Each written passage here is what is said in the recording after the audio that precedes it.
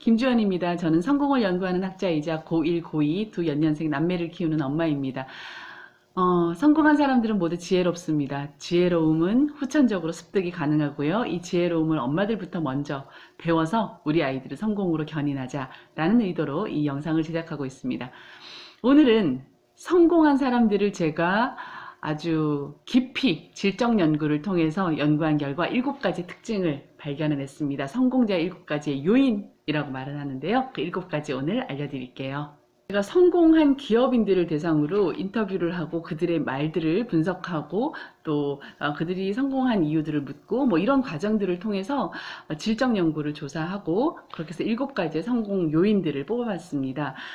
이것을 이제 지혜라고 이름 붙였는데요. 그 결과가 경영교육학회 이 논문집 가장 위에 실려 있습니다. 자, 이것이 바로 제 연구 논문이고요. 자, 여기를 보시면요. 제 연구가 이렇게 성공인들의 구성 요인 이렇게 7가지가 나와 있죠. 오늘 하나하나 말씀드릴 거고요. 이렇게 실려 있고 이 연구는요. 굉장히 수치적으로 제가 타당성 검사라고 해요. 타당성 검사까지 다 끝낸 겁니다. 자, 이 얘기를 왜 말씀드리냐면 연구가 그냥 이런 거래 라고 뚝딱뚝딱 나오는 게 아니라 아주 오랜 과정을 거쳐서 정말 면밀히 분석하고 나온 것이기 때문에 이 7가지만 지키면 우리 아이들이 성공할 수 있다는 확신을 가지고 있습니다. 성공한 기업인들의 공통적인 특징이었어요. 자, 그리고 이제 중요한 거는 성공인들의 그 특징들을 굉장히 여러 책들이 많지만 어떻게 보면 다 알고 있는 내용들이지만 중요한 것은 지금 시대에 맞아야 되잖아요. 제가 지금 이 4차 혁명 시대에 맞는 성공인자들을 뽑은 것이기 때문에 여러분들이 조금 관심을 가지고 들어주시면 더 감사할 것 같아요. 하나하나 말씀드릴게요. 먼저 고차 지식입니다. 고차 지식. 고차 지식을 메타 지식이라고도 하는데요. 제가 드린 영상 중에 정보해독력에 대한 영상에 보시면 정보와 지식과 지혜의 하이어라키가 나옵니다. 이 단계가. 자, 지혜라는 것은 정보, 아주 수많은 자료들이 이제 정보가 되고 그 정보가 지식이 되고 지식보다 훨씬 더 높은 차원의 상위 지식, 즉 고차 지식. 이 고차 지식을 가지고 있는 사람이 성공자입니다. 고차 지식을 좀 더 쉽게 풀어보면 이런 거죠. 지식은 어떤 매뉴얼이에요. 즉 알고자 하는 의도에 의해서 탄생한 이론일 수 있죠. 근데 고차 지식은 이 지식을 어떻게 제때 활용하느냐라는 직관력이 될 수도 있고요. 또 이 지식이 언제 쓰일 것 같아. 자, 이러한 세상이 오면 또는 이러한 문제가 발생했을 때 내가 이것이 필요할 것 같아 라고 하는 통찰력일 수도 있고요.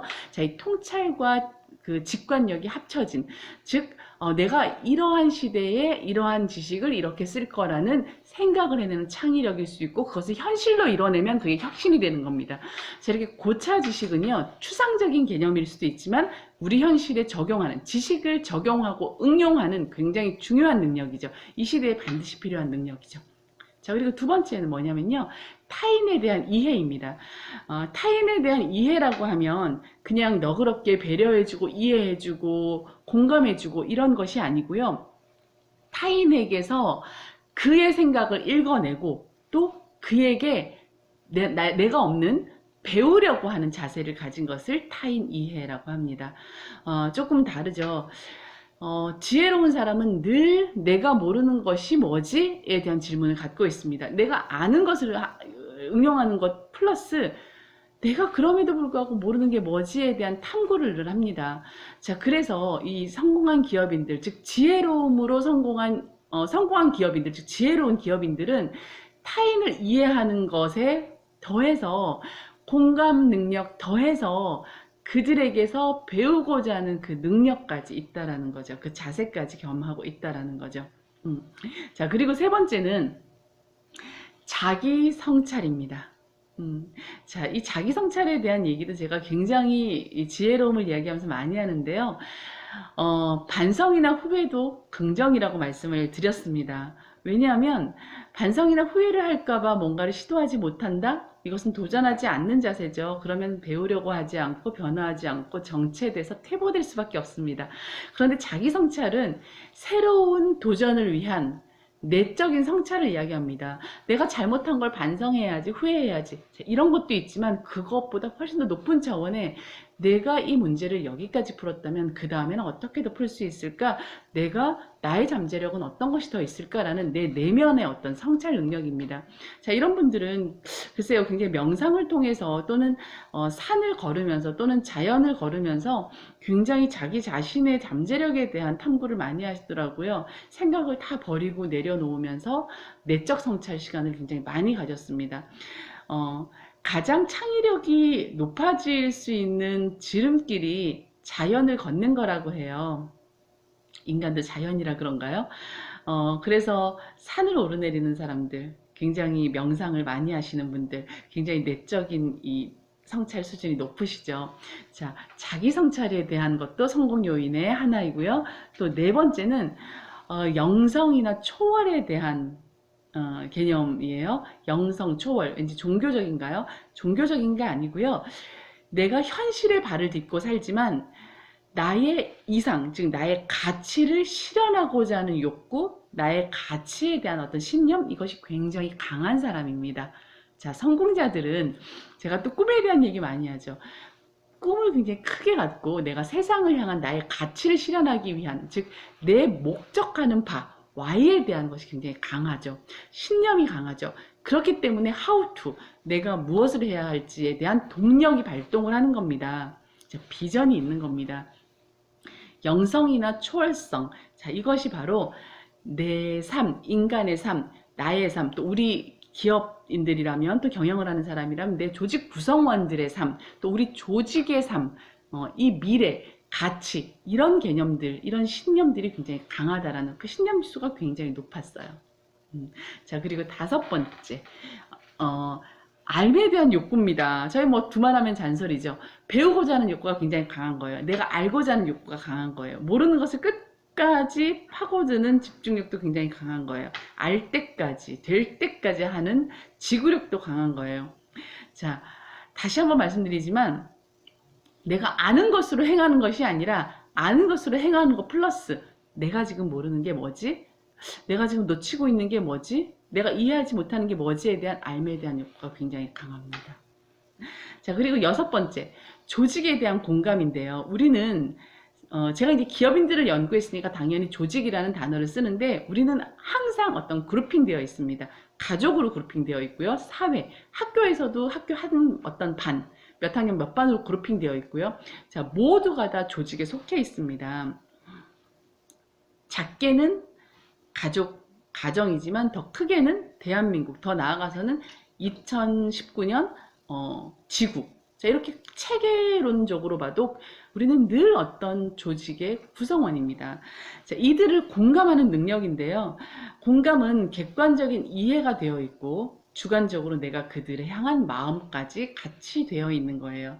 자, 우리 엄마들은 가족에 대한 공감이 어느 정도 되어 있습니까? 조직에 대한 공감, 그 가족에 대한 공감이죠.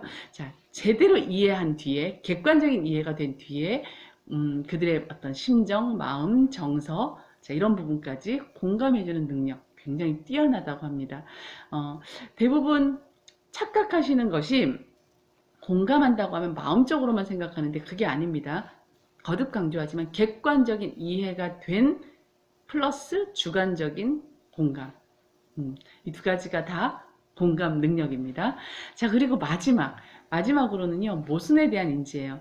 자, 이거 지혜를 이야기하면서 제가 모순에 대한 개념을 언지를 한 적이 제 영상에 찾아보시면 이런 얘기를 좀 많이 했습니다.